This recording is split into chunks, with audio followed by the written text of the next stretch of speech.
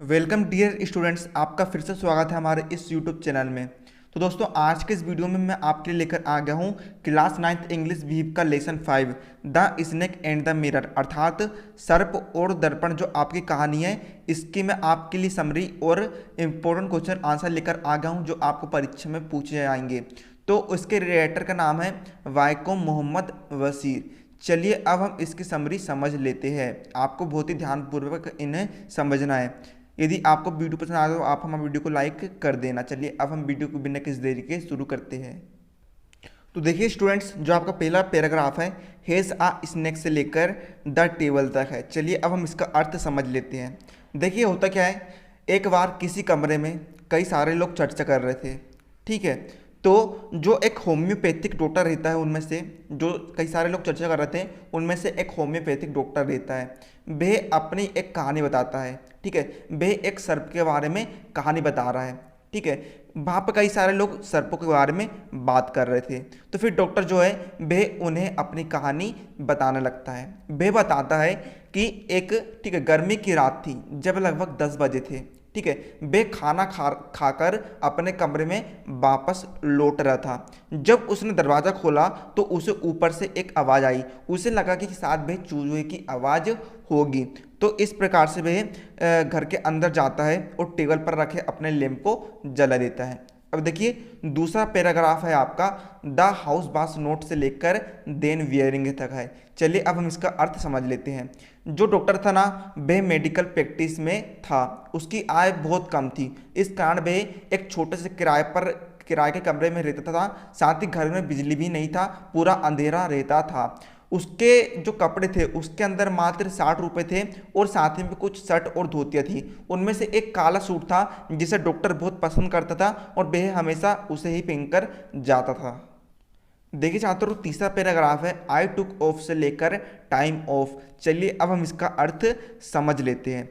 जब डॉक्टर अपने कमरे के अंदर आता है तो वह जब आवाज़ सुनता है, ठीक है, तो वह दोनों खिड़की को खोल देता है। और जब वह आवाज़ सुनता है तो उसे ऐसा लगता है कि शायद ही चूहे की आवाज़ होगी, क्योंकि उसके घर में अक्सर ही चूहे रहा करते थे। क्योंकि वह साफ सफाई पर उतना ध्यान नहीं देता था, वह खुद गंदा रहता था और कमरे को भी गंदा रखता था। उसे लगा कि साला चूहे जो है वह इधर उधर यात्रा कर रहे होंगे, इधर उधर घर में घूम रहे होंगे। फिर उसने अपने बिस्तर को ठीक कर लेता है, साथ ही वह टेबल पर बैठ जाता है। अब देखिए चौथा पैराग्राफ है आपका आई वेंट वेक से लेकर एंड नीड तक है। चलिए अब हम इसका अर्थ समझ लेते हैं।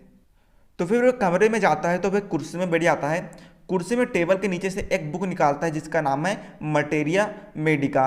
वह टेबल पर रख देता है जहाँ पर लैंप जल रहा था और उसके साइड में एक बहुत बड़ा आईना था और आईना यानी दर्पण के पास एक कंघी भी पड़ी थी।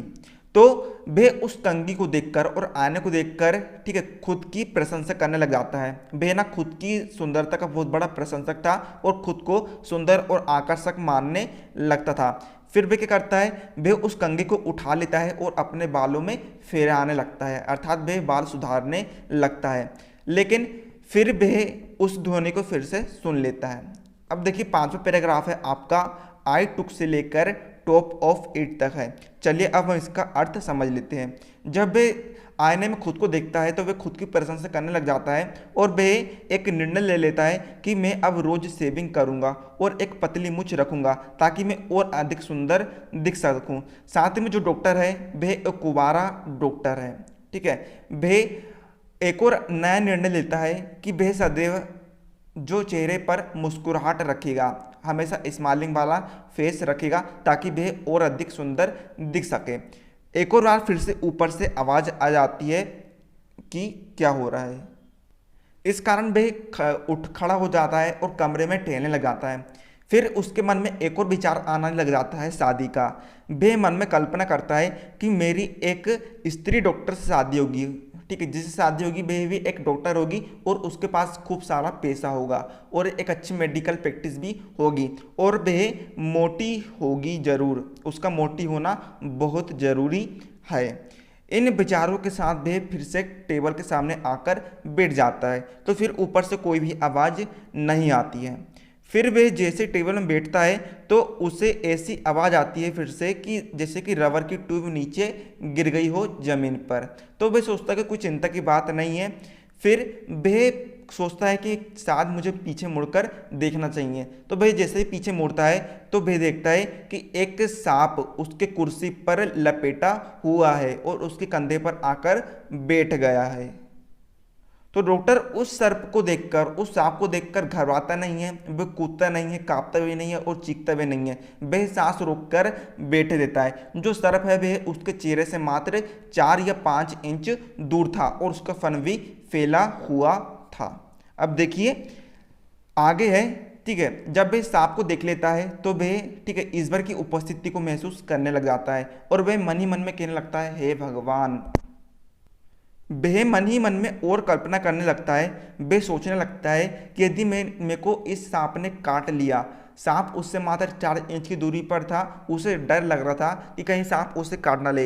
यदि सांप ने काट लिया तो वह कौन सी दवा लेगा, और उसके कमरे में कोई भी दवा नहीं थी। वह एक गरीब, मूर्ख और सुस्त डॉक्टर था, उसे ऐसा लगता था। अब उसे वह सांप को देखता है, सांप भी अब उस आईने में देखने लग जाता है और वह भी अपनी सुंदरता को महसूस करने लग जाता है। उसे ऐसा लगता है कि ईश्वर ने उसकी प्रशंसा की हो। सांप उस आईने में देखकर फिर अपना सर घुमाता है और वह अपना सिर को आईने में देखने लग जाता है। वह अपनी सुंदरता पर फिर गर्व करने लग जाता है। उसे ऐसा लगता है कि मुझे अपनी आंखों में काजल लगा लेना चाहिए या फिर कोई भी और सामान लगा लेना चाहिए जो भी ब्यूटी प्रोडक्ट्स होते हैं।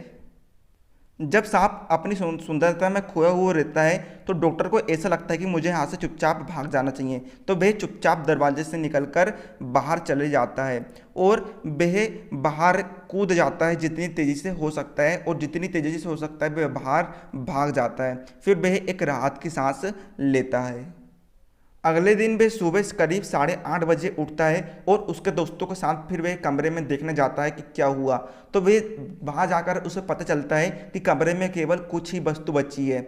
वहाँ पर एक चोर आया था और चोर ने सारी वस्तुओं को उठाकर ले गया, लेकिन कमरा बिल्कुल भी पूरी तरीके से चोरी नहीं हुआ था। उसमें एक सामान बच गया था, वो था उस डॉक्टर की एक गंदी बनियान, ठीक है। जो चोर था वह स्वच्छता को बहुत मानता था, लेकिन जो डॉक्टर था वह बहुत गंदा रहता था और गंदी बनियान रखता था। तो फिर उसके पास वाले मित्र उससे पूछते हैं कि फिर तुमने अगले दिन सर्प को और देखा? तो डॉक्टर हंसते हुए कहता है कि उस दिन के बाद से मैंने फिर कभी सर्प को नहीं देखा, अर्थात सांप को नहीं देखा। तो दोस्तों इस प्रकार दोस्तों इस कहानी का नाम पड़ता है the snake and the mirror. चलिए अब हम इसके इंपॉर्टेंट क्वेश्चन आंसर देख लेते हैं जो कि आपको परीक्षा में पूछे जा सकते हैं। चलिए दोस्तों अब हम उनका क्वेश्चन आंसर देख लेते हैं। देखिए यहाँ पर लिखा है, think of the contrast it present between dream and the reality, है ना। उन विरोधाभासों के बारे में बताइए जो कि स्वप्न व वास्तविकता में अंतर बताते हैं। तो देखिए इसके अंतर्गत आपको पहला प्रश्न है, हमें, है ना, उन विरोधाभास के बारे में बताना है। Kind of person the doctor is, अर्थात डॉक्टर किस प्रकार का व्यक्ति है। पर्सन यानी व्यक्ति, काइंड यानी होता है प्रकार। डॉक्टर जो है वह किस प्रकार का व्यक्ति है। तो इसका उत्तर है the doctor is a poor person, doctor एक गरीब व्यक्ति है। He has hardly any money, उसके पास कोई भी मनी नहीं है। He lives is an unelectrified house, वह एक ऐसे घर में रहता है जहाँ पर इलेक्ट्रिसिटी यानी बिजली नहीं है, अर्थात अनइलेक्ट्रीफाइड हाउस है उसका। It is a rented room with plenty of rates living in it, वह एक किराए के कमरे में रहता था जहाँ पर उसके साथ कुछ चूहे भी रहते थे। रेट्स यानी होता है चूहा। He has just started his medical practice, उसने जस्ट अपनी मेडिकल प्रैक्टिस भी स्टार्ट की थी। He had about 60 rupees in his suitcase, उसके पास लगभग 60 रुपये थे उसके सूटकेस में। He had only one black coat, उसके पास केवल एक ब्लैक कोट था। Besides he had some shirts and dhotis, इसके अलावा उसके पास कुछ शर्ट और धोती भी थे। So he is not a man of possession और मनी, अर्थात तो इसलिए वह एक धन व संपत्ति वाला आदमी नहीं था, अर्थात वह डॉक्टर जो था वह एक प्रकार से गरीब आदमी था। अब देखिए हमारा सेकंड इंपॉर्टेंट क्वेश्चन है, the kind of person he wants to be. ठीक है, अर्थात जो व्यक्ति था वह किस प्रकार का व्यक्ति बनना चाहता था। वांट से यानी होता है चाहना या फिर बनना, तो इसका उत्तर है the doctor wants to be rich, है ना, अर्थात डॉक्टर रिच बनना चाहता था। He also would like to have a good appearance, है ना, और साथ ही में वह दिखने में अच्छा दिखने वाला भी बनना चाहता था। That is why he decides to grow a thin moustache, इस कारण उसने निर्णय लिया कि वह एक पतली मूंछ को उगाएगा, अर्थात वह पतली मूंछ को भी उगाना चाहता था। अब देखिए इसी के अंतर्गत देखिए हम दोस्तों सेकंड पहला क्वेश्चन देखते हैं, the persons he wants to marry, अर्थात व्यक्ति जिससे वह शादी करना चाहता है। मेरी आने होता है शादी, है ना, वह कौन सी व्यक्ति थी जिसके साथ वह शादी करना चाहता था। तो इसका उत्तर है the doctor wants to marry a women doctor, doctor women doctor से मैरी करना चाहता था। He wants that she should have a good medical practice and lot of money, वह चाहता था कि उसके पास एक अच्छी मेडिकल प्रैक्टिस हो और उसके पास खूब सारा पैसा हो। लॉट ऑफ मनी यानी खूब सारा पैसा कमाए। She should be fat as not to run after him and catch him, ठीक है, और वह चाहता था कि उसकी पत्नी एक फेट हो, अर्थात मोटी हो, जिसके कारण यदि वे भागे तो वह उसे पकड़ ना पाए। केच यानी होता है पकड़ना, फेट यानी होता है मोटा, रन यानी भागना, है ना, अर्थात वह एक मोटी पत्नी चाहता था और खूब पैसे कमाने वाली पत्नी चाहता था। मोटी पत्नी होने के कारण वह यदि भागेगा तो वह उसे पकड़ ना पाए। अब देखिए हमारा इसके अंतर्गत नेक्स्ट इंपॉर्टेंट क्वेश्चन है, the persons he actually marries, अर्थात वह वास्तविकता में किस व्यक्ति से शादी करता है। एक्चुअली यानी होता है वास्तविकता, तो इसका आंसर है ही मैरीज अ थिन वुमेन, ठीक है, वह एक पतली औरत से शादी करता है, थिन यानी पतला। She has gift of a sprinter, वह एक तेज धावक है, यानी वह एक दौड़ने वाली महिला है। तो हम देखते हैं नेक्स्ट इंपॉर्टेंट क्वेश्चन। अब देखिए हमारा लास्ट इंपॉर्टेंट क्वेश्चन है, he thoughts when the snake is coiled around his arm, ठीक है, जब सांप उसके आर्म के आसपास लटका था, उसकी भुजा पर लिपटा था, तो उसके क्या विचार थे। अर्थात जब सांप उसकी भुजा आर्म पर लिपटा हुआ था तो वह क्या सोच रहा था, उसके विचार क्या थे, हमें ये बताना है। तो इसका आंसर है ही टर्न्ड टू स्टोन, है ना, वह पत्थर में बदल गया। टर्न यानी होता है बदलना या फिर मोड़ना, अर्थात वह एक प्रकार से मतलब कि पत्थर में बदल गया, अर्थात वह मतलब कि उसके शरीर काम नहीं कर रहा था, उसका शरीर शून्य पड़ गया था। ही सेट लाइक अ स्टोन, है ना, अर्थात वह एक पत्थर की तरह बैठ गया। How ever his mind was very active, है ना, और उसका जो दिमाग था वह बहुत ज़्यादा एक्टिव हो गया था। He felt the great presence of the creator, है ना, वह ठीक है एक भगवान की उपस्थिति को महसूस कर रहा था। फेल्ट यानी होता है महसूस करना, प्रेजेंस यानी उपस्थिति। He decided to write the words O God outside his little heart, है ना, उसने लिखने का निर्णय किया कि वह कुछ शब्द लिखेगा, हे भगवान तुम मेरे छोटे से दिल के बाहर हो। तो इस प्रकार जो हमने इस अध्याय की समरी और सारे इंपॉर्टेंट क्वेश्चन आंसर को देख लिया है।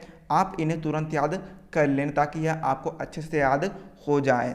तो दोस्तों उम्मीद है आपको वीडियो पसंद आया हो। तो दोस्तों यदि आपको वीडियो पसंद आया है तो आप वीडियो को लाइक कर देना, साथ ही में हमारे चैनल पर पहली बार आया तो हमारे चैनल को सब्सक्राइब कर लेना, साथ ही में कमेंट करके जरूर बताना कि आपको वीडियो कैसा लगा। तो मिलते हैं अगले वीडियो में, तब तक के लिए जय हिंद जय भारत।